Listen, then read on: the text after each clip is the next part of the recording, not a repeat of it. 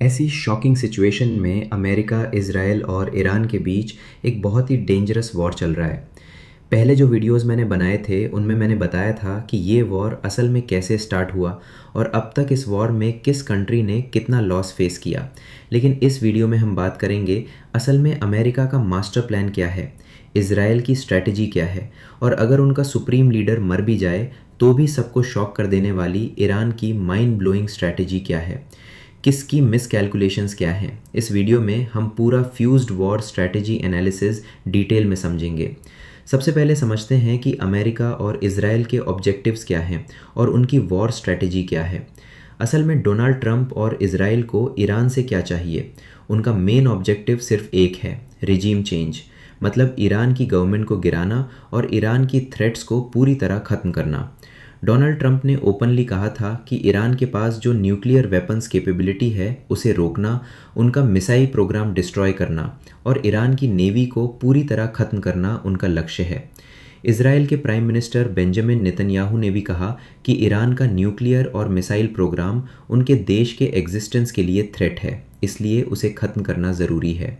इन objectives को achieve करने के लिए अमेरिका और इज़राइल ने जो स्ट्रैटेजी अपनाई है उसे कहते हैं मल्टी डोमेन ऑपरेशंस, मतलब एक ही समय पर एयर, सी, लैंड, साइबर और स्पेस सभी डोमेन से अटैक करना। इस स्ट्रैटेजी में तीन मेन पार्ट्स हैं। स्ट्रैटेजी नंबर 1, डीकैपिटेशन स्ट्राइक्स, मतलब दुश्मन का सिर काट देना। अगर ईरान के सुप्रीम लीडर अली खमेनी और टॉप मिलिट्री लीडर्स को ख़त्म कर दिया जाए तो उनका पूरा command and control system collapse हो जाएगा, ऐसा प्लान बनाया गया। Strategy number 2, air superiority, Iran के एयर डिफेंस सिस्टम्स और मिसाइल लॉन्चर्स को पहले डिस्ट्रॉय करना। अगर ये सिस्टम्स ख़त्म हो जाएं तो ईरान के पास वापस अटैक करने की कैपेसिटी कम हो जाएगी। Strategy number 3, internal uprising, Iran के लोगों को उनकी गवर्नमेंट के खिलाफ रिबेलियन करने के लिए एनकरेज करना। अमेरिका और इज़राइल ने सोचा था कि जैसे जनवरी 2026 में वेनेजुएला पर अटैक के बाद कुछ ही दिनों में सिस्टम कोलैप्स हो गया था, वैसे ही ईरान भी जल्दी सरेंडर कर देगा। उनका प्लान था कि 7 से 10 दिनों के अंदर वॉर ख़त्म हो जाएगा। लेकिन यहीं असली ट्विस्ट आया। अमेरिका ने कुछ और सोचा था, लेकिन ग्राउंड पर कुछ और ही हुआ। सुप्रीम लीडर मर जाने के बाद भी, टॉप मिलिट्री ऑफिशियल्स ख़त्म हो जाने के बाद भी ईरान ने सरेंडर नहीं किया, बल्कि ईरान ने 1200 मिसाइल्स और ड्रोन के साथ अमेरिका के बेस और इज़राइल पर बड़ा अटैक कर दिया। अब सवाल उठता है, अगर लीडर नहीं रहा तो ईरान इतना बड़ा अटैक कैसे कर पाया? यहाँ हमें ईरान की माइंड ब्लोइंग वॉर स्ट्रैटेजी समझनी होंगी। ईरान की स्ट्रैटेजीज देखकर दुनिया के मिलिट्री एक्सपर्ट्स भी शॉक हो गए। Iran strategy number 1, decentralized mosaic defence. Iran को पहले से पता था कि अमेरिका उनके टॉप लीडर्स को टारगेट करेगा, इसलिए उन्होंने एक सिस्टम बनाया जिसे कहते हैं डिसेंट्रलाइज्ड मोज़ेक डिफेंस। इस सिस्टम में ईरान ने अपने मिलिट्री कमांड को 31 ऑटोनॉमस यूनिट्स में डिवाइड किया, मतलब ये यूनिट्स लीडरशिप से डायरेक्ट कनेक्शन के बिना भी खुद डिसीजंस ले सकते हैं। तेहरान के लिए 1 यूनिट और बाकी 30 प्रोविंसेस के लिए 30 यूनिट्स। अगर मेन हेडक्वार्टर्स डिस्ट्रॉय हो जाए या लीडर मर जाए तो भी ये यूनिट्स इंडिपेंडेंटली वॉर कंटिन्यू कर सकते हैं। इसीलिए लीडरशिप खत्म होने के कुछ घंटों के अंदर इन प्रोविंशियल यूनिट्स ने मिलकर अमेरिका के बेसिस पर 1200 मिसाइल्स लॉन्च किए।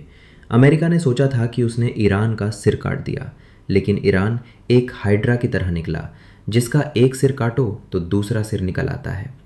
Iran strategy number 2, bleed out cost asymmetry. War में अगर एनिमी के पास एक्सपेंसिव वेपन्स हों तो उन्हें चीप मेथड से डैमेज करना भी स्ट्रेटजी होती है। ईरान के शायद 136 ड्रोन्स की कॉस्ट लगभग 20,000 से 50,000 डॉलर्स होती है, लेकिन उस ड्रोन को इंटरसेप्ट करने के लिए अमेरिका का पैट्रियट मिसाइल लगभग 2 से 4 मिलियन डॉलर्स का पड़ता है और इजराइल के आयरन डोम इंटरसेप्टर्स लगभग 50,000 से 1 लाख डॉलर के होते हैं। मतलब रेशियो लगभग 1:100 हो जाता है। अगर ईरान 1 रुपया खर्च करता है तो यूएसए और इजराइल को 100 रुपये खर्च करने पड़ते हैं। यही ब्लीड आउट स्ट्रेटेजी है। Iran strategy number 3, gulf states targeting. अब सवाल उठता है, वॉर तो ईरान, यूएसए और इजराइल के बीच है, तो Iran UAE, Qatar, Bahrain, Saudi Arab को क्यों टारगेट कर रहा है? कारण है एसिम्पेमेट्रिक इकोनॉमिक वॉरफेयर। अमेरिका के बेस इन गल्फ कंट्रीज़ में है।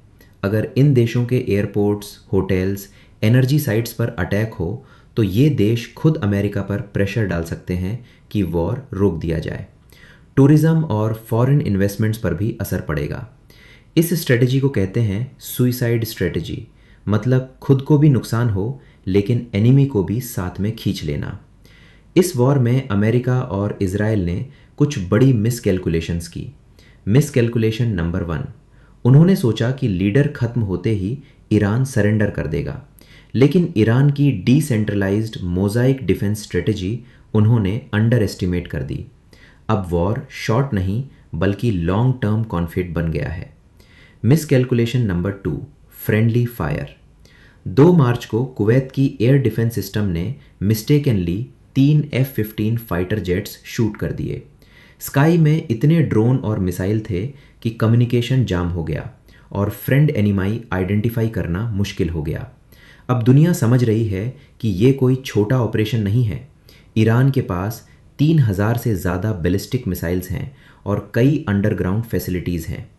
पिछले 40 सालों से ईरान इस तरह की सिचुएशन के लिए वेपन्स अंडरग्राउंड स्टोर कर रहा है। अब ईरान सर्वाइवल मोड में लड़ रहा है। अब सवाल आता है, ईरान के बेस्ट फ्रेंड्स रशिया और चाइना इस वॉर में हेल्प क्यों नहीं कर रहे?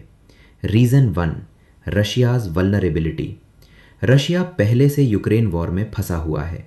सैंक्शंस की वजह से इकोनॉमी वीक है। अगर रशिया ईरान को ओपनली सपोर्ट करे तो नेटो भी वॉर में आ सकता है, इसलिए रशिया सिर्फ पॉलिटिकल सपोर्ट दे रहा है। Reason 2, China's economic focus. China का मेन फोकस बिजनेस और ट्रेड है। चाइना ईरान से ऑयल खरीदता है लेकिन डायरेक्ट मिलिट्री सपोर्ट देने से बच रहा है, क्योंकि चाइना का USA और गल्फ कंट्रीज़ के साथ बिलियंस ऑफ डॉलर्स ट्रेड है। चाइना अपनी belt and road initiative projects को रिस्क में नहीं डालना चाहता। अब सवाल, यूरोप और UK इस वॉर में क्यों इन्वॉल्व नहीं हो रहे? क्योंकि UK और यूरोप के लोग इस वॉर के खिलाफ हैं।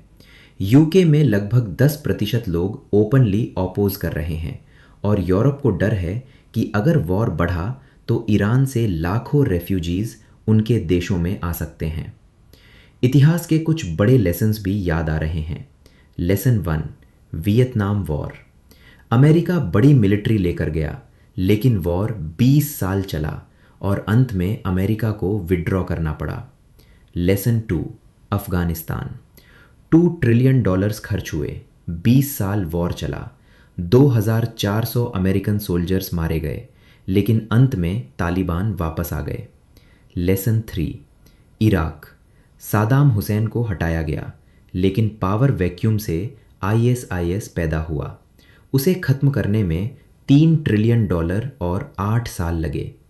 Lesson 4, Libya. गद्दाफ़ी हटाया गया लेकिन आज तक लीबिया सिविल वॉर से बाहर नहीं आया। अब stamina comparison. USA economy, $28 trillion defence budget, $900 billion, लेकिन पब्लिक प्रेशर बढ़ रहा है। इजराइल लगभग 1,10,000 सोल्जर्स मोबिलाइज किए गए, लेकिन इकोनॉमी छोटी है और बिजनेसेस इम्पैक्ट हो रहे हैं। ईरान इकोनॉमी सैंक्शन से वीक है लेकिन मिसाइल्स और ड्रोन्स मौजूद हैं। ईरान की स्ट्रेटजी है वॉर को लंबा खींचना। कंक्लूजन, वॉर की वजह से ग्लोबल एनर्जी मार्केट्स डिस्टर्ब हो गए हैं। स्ट्रेट ऑफ हॉर्मुज़ ब्लॉक होने का खतरा है। ऑयल प्राइसेस 150 से $200 तक जा सकते हैं। कतर का LNG प्रोडक्शन इम्पैक्ट हो सकता है। दुबई में इंफ्रास्ट्रक्चर डैमेज हुआ है। ये हाइब्रिड वॉर है, एयर स्ट्राइक्स भी हैं, ड्रोन अटैक भी हैं, और इसी टेंशन की वजह से दुनिया थर्ड वर्ल्ड वॉर के एज पर खड़ी दिखाई दे रही है। अब आप बताइए, क्या अमेरिका का सडन डिसीजन सही था? क्या ईरान अपनी स्ट्रेटजी से अमेरिका को हरा सकता है? अपनी राय कमेंट सेक्शन में लिखिए। अगर वीडियो अच्छा लगा हो तो लाइक और शेयर कीजिए। ऐसे ही इंटरेस्टिंग वीडियोस के लिए चैनल को सब्सक्राइब कीजिए और बेल आइकन दबाइए ताकि हर नई वीडियो का नोटिफिकेशन आपको मिले। Thank you.